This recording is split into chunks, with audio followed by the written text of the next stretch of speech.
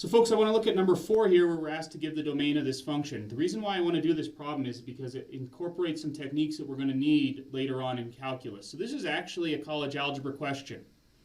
Simply giving you a function and asking you for the domain is a college algebra technique, but it's complicated enough, and my guess is probably when you learned it, you didn't spend a whole lot of time on it. So I want to go ahead and do it again. What are the operations that could get us into trouble here?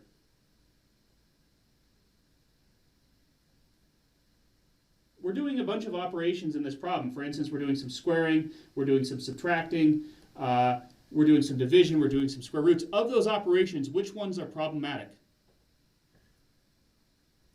Division and square root.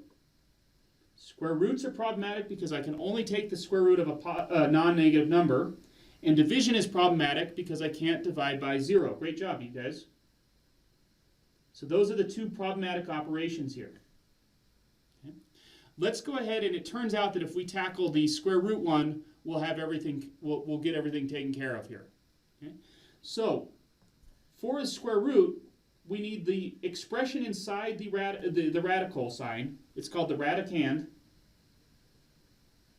Needs to be greater than or equal to 0 to be able to take the square root, right?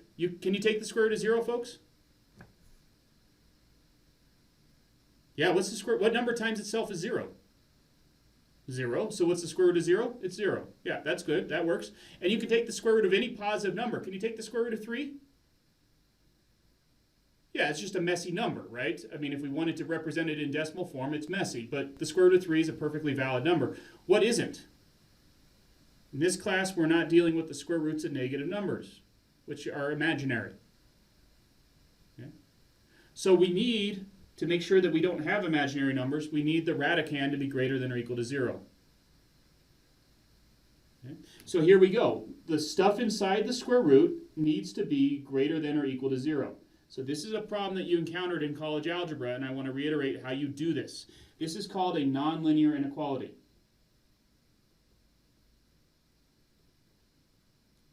Folks, one of the problems that people get into is with inequalities, you don't have all of the same rules that you had with algebra. When you're dealing with an inequality, some of the rules are the same as algebra, but some of the ones aren't. When you've got a nonlinear inequality like this, and notice that it's set to 0, your strategy is to build a number line. And on the number line, you're going to put all of the places where the inequality is either 0 or undefined. So I'm going to go ahead and put a negative 4 and a 4 up here. Why am I putting those two values on this number line?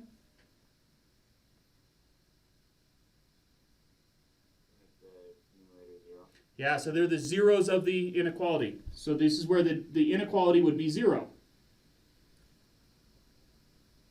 Okay. I'm also going to put 3 on this number line. How come? 3 is where the inequality is what? Undefined. Very good. Okay. The next thing I'm going to do is I'm going to pick a bunch of test points. Let's not go too far down. I need more room. We're going to pick some test points here. So let's pick negative 5, 0, 7 halves, or 3.5 if you like, and 5. So these are my test points. What am I going to do with these test points? I'm going to plug them back into the inequality and identify the sign. Okay. So if I were to plug negative 5 into this inequality, what would it spit out? What signed number? I don't care about the actual value that it spits out, but I do want to know if I were to plug negative 5 into this inequality, what would the sign be? So we'll just do it this case, but in the next two we'll talk through it. If I took negative 5, squared it, subtracted 16, and then did minus 5 minus 3, notice that that would give me, oops, what just happened here? Notice that that would give me a negative number. So that means that any number, I mean that was a random test point, but any choice of number inside that interval between minus infinity and minus 4, that would have resulted in a negative value. Okay. Likewise, if I pick 0 and plug it in, what's the sign going to be?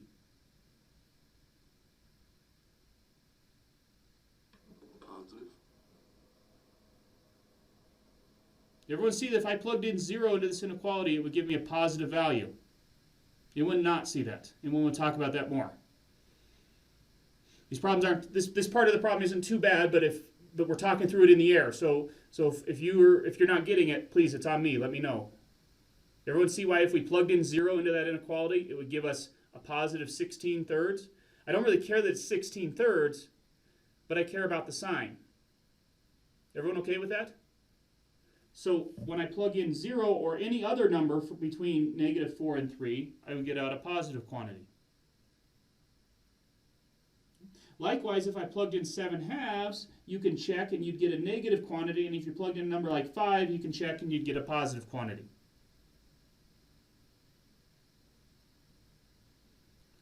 So at this point, I'm ready to answer the question. Because the question I was asking is, where is this expression greater than or equal to 0? And I've just divided up the number line into regions where it's either positive or negative. So notice that it's certainly positive between -4, this will be my answer, I'll put it, I guess, in red. From -4 to 3, it's certainly positive. And it's again positive from 4 to infinity. Does everyone agree that those are at least the endpoints of the intervals?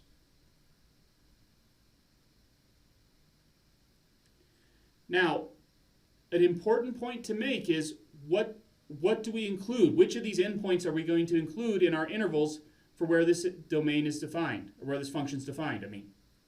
What endpoints are included in our domain? So I think we should all agree that you never include infinity, because that's just a concept, right? That just means as you go far to the right on the number line. So everyone should feel comfortable putting a parenthesis there.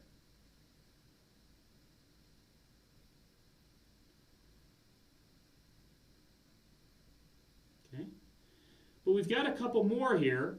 Now, why is -4, why was it on the number line to begin with? It was because that's where the inequality was 0. And what do I want? I want to include, notice there's that or equal to part, I want to include where it's 0. There's nothing wrong with taking the square root of 0, right, folks? So I'm going to include that endpoint. Likewise, I'm going to include that endpoint, because why is 4 sitting up there? It's because that's where the inequality is 0. Now, am I going to include 3 in my domain? What do you say, folks? No. No, Kate says. Kate, why not? Because if you plug in 3, the denominator will equal 0. Yeah, why did we put 3 on this number line to begin with? It was because that's where the inequality was undefined.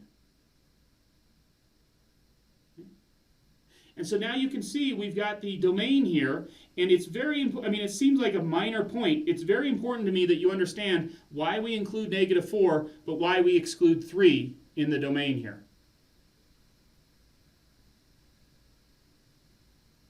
Okay.